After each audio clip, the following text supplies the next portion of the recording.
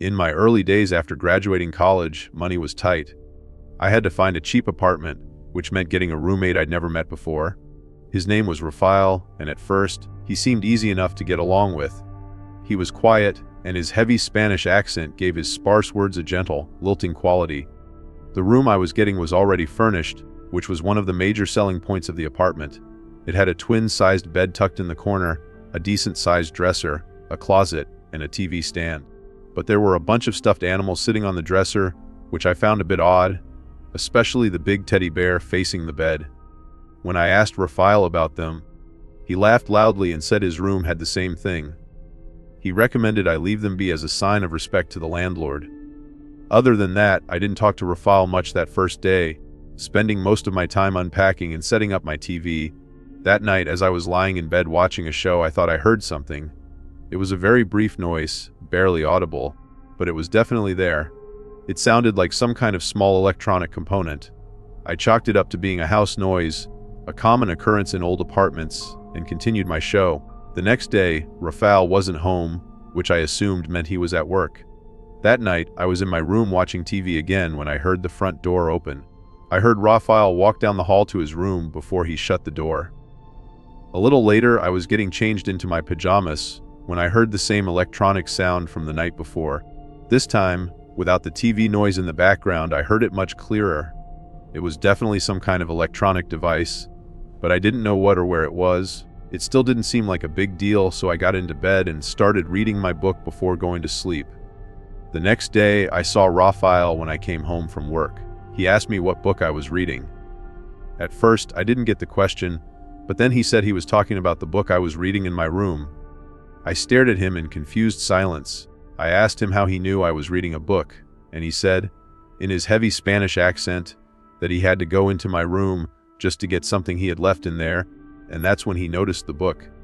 I asked him nicely not to go into my room anymore. There wasn't a lock on the door, so I couldn't stop him from going in when I wasn't home. That night, as I grabbed my book from under my bed, I stopped. A chilling thought ran through my mind. How would he have seen my book if I had it under my bed? The thought creeped me out, and I was in no mood to read anymore. I looked around the room as I tried to make sense of what was happening.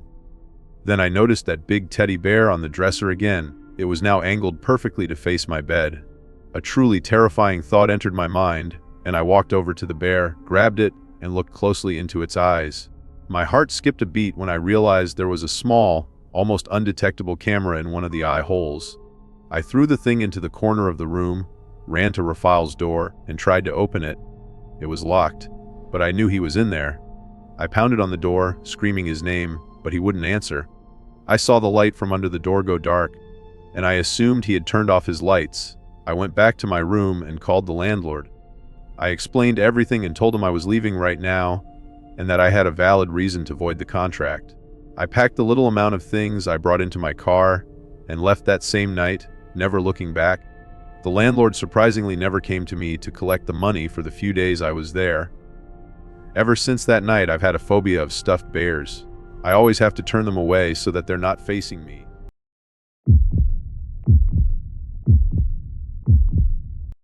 It was 2016, and our new neighbors invited our family over for a nighttime barbecue.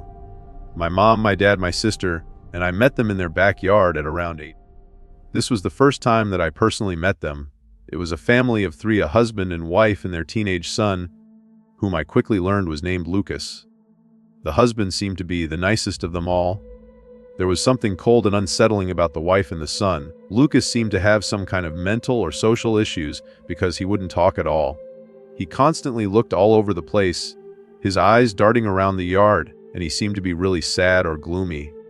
I also caught him staring at me a few times, and with each time, I grew increasingly uncomfortable around him.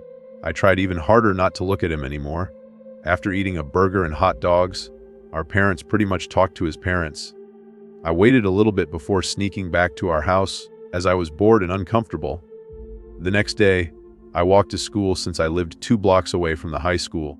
I turned my head a few houses after passing our neighbor's house and saw someone jump behind a tree as if to be hiding. I turned back around and started to walk faster. I got to the last block before the school and turned around again. This time I saw the same person hiding in a bush in front of someone's house. It was Lucas. I could tell by his long, dark hair. He was looking right at me. I walked as fast as I could without running and made it to the school safely. A minute later, when I got home that day, I told my parents about it. They went over and talked to the neighbors. When my parents came back to talk to me, I learned from them that Lucas was not like the other kids, according to his parents. That seemed to be enough explanation for my parents, who told me to just ignore him as if him following me to school wasn't an insanely creepy thing to do. Later on, I went outside to sit on the patio and do my homework. Just as Lucas and his creepiness came to mind, I turned to look at the neighboring house up at the only window that overlooks our backyard. There he was. Lucas was sitting at that window, looking at me. But as he noticed me, he quickly hid. I ran inside and told my parents, and they once again quoted what his parents said and told me not to worry about him. Later that night, after texting friends and whatnot in bed, I finally put my phone down on the desk and rolled on my side to go to sleep. A certain amount of time passed before I heard a quiet click at my window. Then, suddenly, my window slid open. I screamed at the top of my lungs. My parents came rushing inside as someone was climbing through my window into my room. My parents turned on the lights, revealing Lucas holding a large kitchen knife. Everyone screamed, including my father, who came and grabbed me to pull me out of the room. The four of us rushed to the neighbor's house to tell them what was happening. The man next door led us into our own house and grabbed his son when he found him in the living room. He snatched the knife from his hands and tugged him out of the house. My dad sent all of us inside as he stayed outside, screaming at the man next door. Moments later, he came back inside and called the police to get a restraining order. My dad promised those neighbors a living hell if they weren't moved out by the next week. The police came and took Lucas away, probably to some kind of place for people with mental disabilities, not a regular jail. A week later, Lucas didn't stay in that house anymore. We don't know where he is now, but we've never seen him since.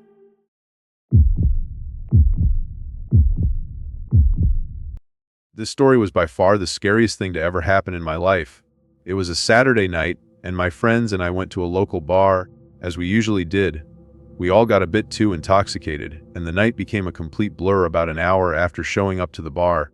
I vaguely remember talking to a few guys who came up to me, but I didn't remember anything out of the ordinary. I lived within walking distance of the bar, so I guess when I got tired or bored, I left.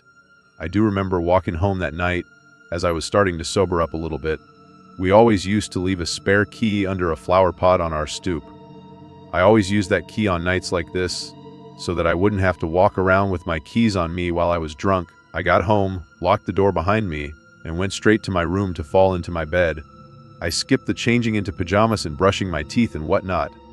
I just laid there, awake, with my phone in my hands, texting my friends to see if they were still there and making sure they got home okay. Suddenly, I heard the front door open downstairs. The only thing I was thinking was that it could be my little brother getting home since he usually got home really late. My best friend, Maya, texted me back, asking how I got away from the guy. I replied back, "What guy?" She said, "The creep that wouldn't stop talking to you at the bar." The bar was such a blur that I didn't remember which specific guy she could be talking about. I heard some noises downstairs. I assumed my brother was making a late night snack in the kitchen, and I heard walking up the stairs. My best friend texted me again, saying she saw him leave the bar right after me. Now, I was still a little drunk, but still, I was starting to become suspicious. Steps came up the stairs outside and stopped outside my door. Then, the door quietly opened. It was dark outside of the room, so I couldn't see who was standing at my door. I said my brother's name, and then the door shut. But I didn't hear whoever it was walk away. I was led to believe they were standing outside my door. I immediately texted my brother, asking if it was him. Surprisingly, he texted back right away saying, "Was what me? Why do you keep opening the front door?" We live with our mom, but she was away for the week, so I didn't know what to think other than it was an intruder. I called the cops without telling my brother. Hearing 911 speak for the first time in my life really made the situation seem that much more severe. I described what I believed to be a break-in, and as I was on the phone, I leaned over and turned on my bedroom lamp. As the room went from dark to bright, I saw a man standing in the corner of the room by the door. I screamed and shrieked while still on the line with the 911 operator, who kept asking what was wrong. The man in the corner opened the door and fled the scene. I heard him run out the front door, I stayed on the line with the operator, who advised me on every move I should make until a cop car actually showed up. I was still intoxicated, so the information I gave on the police report was probably not the most accurate, but I described the man as being in his mid-20s, stocky, with a full beard and a short haircut. One of the two officers then lifted his hand, revealing a key he was holding, and said he found it in the front door lock. It was the spare key that we kept under the flower pot. The intruder used it to get in, meaning he followed me home and watched me take the key from under the pot. The officer told me to rest assured that he'd be patrolling close around the area all night and advised my brother and I to keep our doors locked and find a new hiding spot for the key. The next day, besides my hangover, I felt relieved. I told my friends about what happened, and they described everything in detail about some creepy-looking guy in the bar who had been following me all night, trying to talk to me every chance he got. I was somehow oblivious to it. I took a long break from going to bars, and we don't hide a key outside anymore. If you've ever had a paranormal encounter or an experience you can't explain, let me know in the comments below. And if you enjoyed these stories, be sure to hit the like button, subscribe for more.